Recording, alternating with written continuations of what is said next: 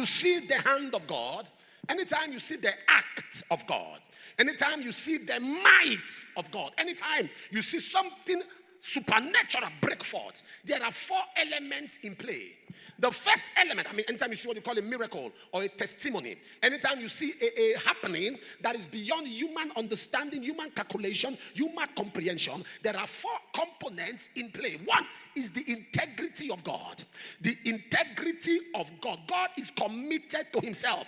In Psalm 89 verse 34, he said, my covenant will I not break, nor utter the thing which has come out of my lips. So anytime you see the act of God, you see the hand of God, you see the might of God, is because the integrity of God has come to bear.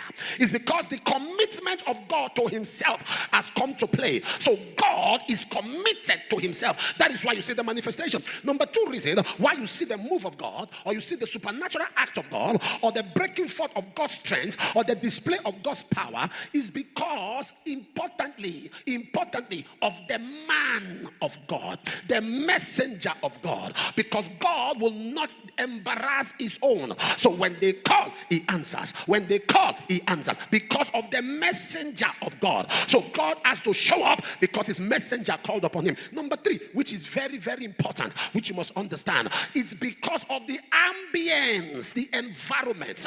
There are environments in the realms of the spirit that are more flexible than other environments. There are environments where people have broken the atmosphere by prayer.